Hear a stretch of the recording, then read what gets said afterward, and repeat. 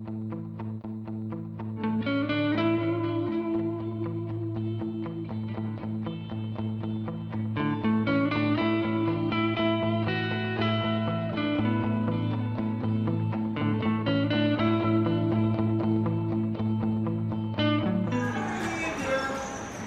years, busking on the tube was illegal because unsupervised performers posed safety problems.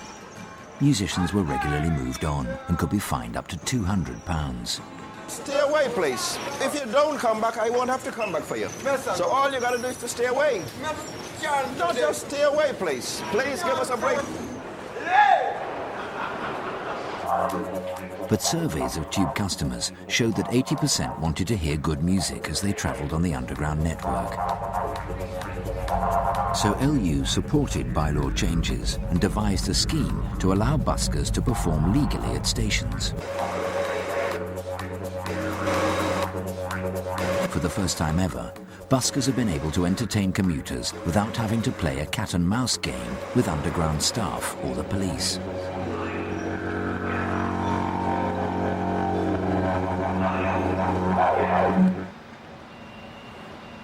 It's May, and at Canary Wharf, the first stage of a 4-month busking trial scheme is about to get underway.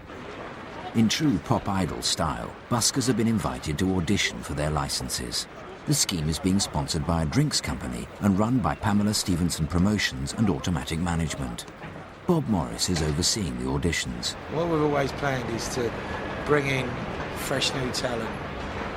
People that have thought in the past it was unsafe to busk because of, getting moved on, getting arrested. Nettie Rhodes is just the kind of person LU is after. I'm a recorder player, and I believe that it's possible to play any kind of music at all on a recorder, practically. For which reason I'm basically busking, because I want to be able to tell the world that. So if I'm standing on a street corner playing music, then people are hearing the recorder played reasonably well. There are people who play it a lot better than me, but I'm a bit higher than primary school level.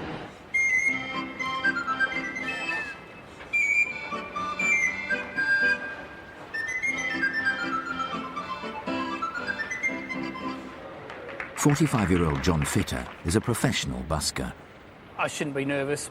But then you think to yourself, well, I've been busking for 15 years.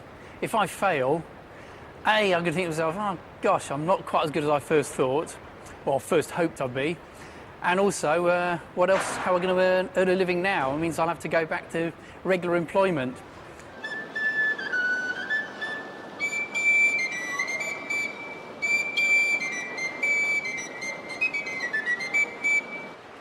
Musicians Sarah and Michael see busking as a way to get some practice in.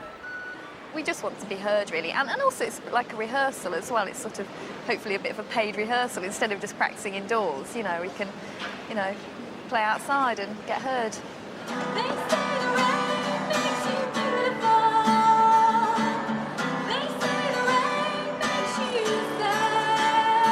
Stephen Heath learnt to play the didgeridoo on his mum's Hoover tube. But can he earn a living from it? I really don't know, to be honest. I've never really busked for a long period of time to know whether I can live off it. It's more of it's a hobby, really, and I love it. I really enjoy it.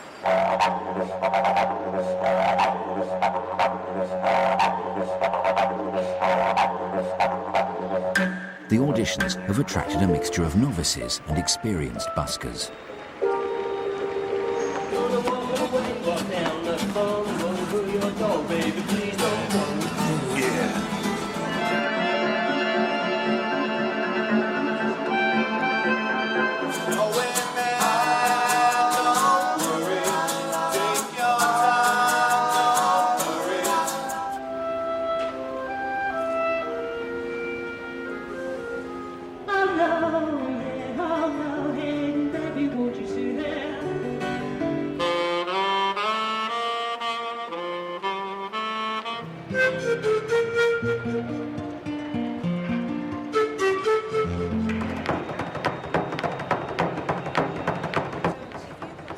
Martin Penny is overseeing the project for LU and has been working to get a licensed busking scheme off the ground for several years.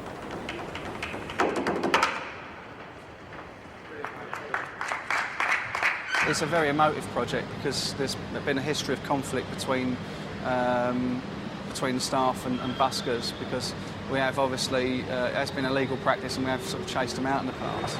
Just see down there. There's a culture of you know, removing musicians from the underground, which has been difficult for me to try and sort of break.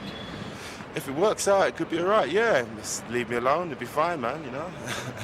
It'll be good, it'll be an experience. As an illegal busker, Errol Linton has outstanding fines of over £600. Sometimes you are made to feel, you know, like you're suffering at the bottom of someone's shoe, you know what I mean? Even though you're just playing a bit of music, you know?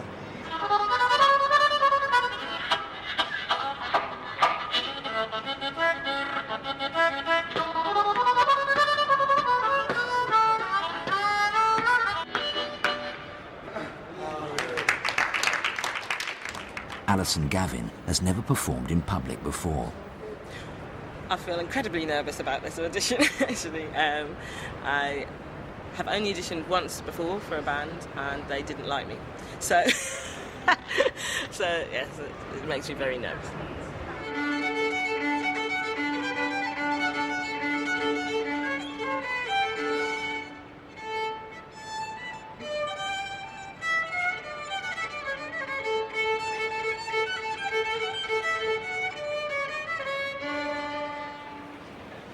Lovely. Dropped a couple, didn't you, love? Slip on the strings. For a moment, Bob's feeling a bit Simon Cowell. Where did you learn to play? At school. Oh, right, OK, yeah.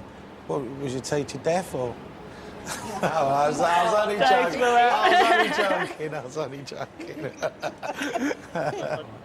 And what's your repertoire? I mean, how many songs can you play? How many songs? Well, I mean, I've been playing since I was 9, so... Right. Well, you couldn't play that one, could you? Auditions are over for the day. John has a few reservations about the scheme.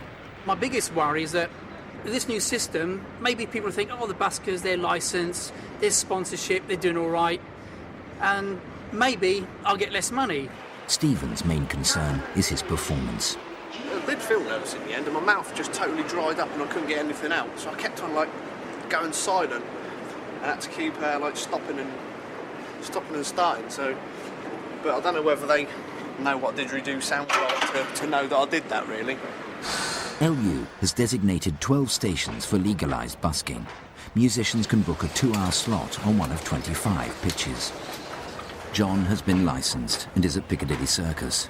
He's busked on the underground almost every day for the last 15 years. This evening is no exception, although for once he won't be breaking the law. I've got to have that on so that the staff and the police know who's an official busker who's supposed to be there and who's sort of not supposed to be there and who's trying to take a picture away from a legal busker. So, so I see this as my friend. Nettie also has a licence and is at Leicester Square to busk her first 2-hour session. I'm a busker. You're a busker? Yeah. Thank you. Whereabouts on the Northern Line is it? You'll see it. There's a pitch on the floor for you. Oh, it's all marked out? Yes. Oh, wonderful. All right. You're on stage. I didn't realise that. Yeah. You're on stage doing. Oh, how marvellous. Oh, excellent. Thank you. No problem. Take care. I wonder if they're busking people. It looks as though Nettie's pitch is already taken.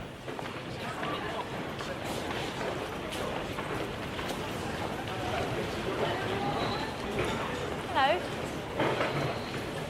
Are you related to the busking scheme at all? Are you related to the busking scheme at all? No, not at all. Oh, right. I think that's my pitch. It's all right, that's fine. Thank you.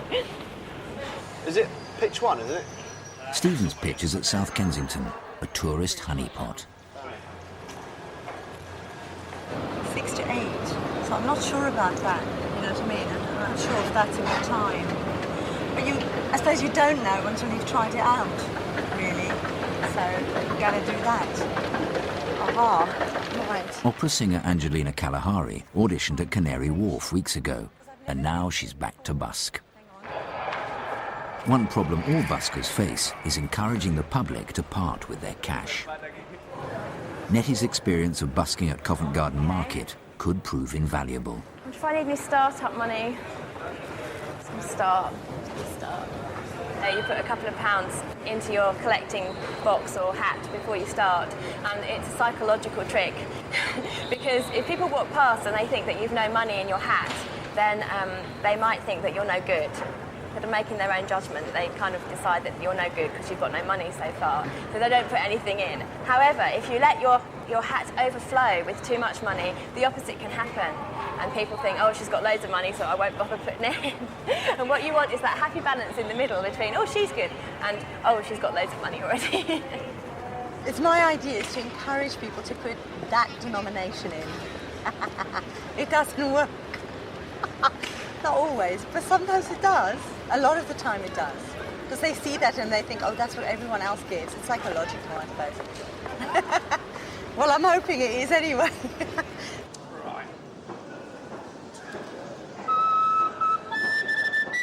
Experienced busker John has to make £11 a day to survive.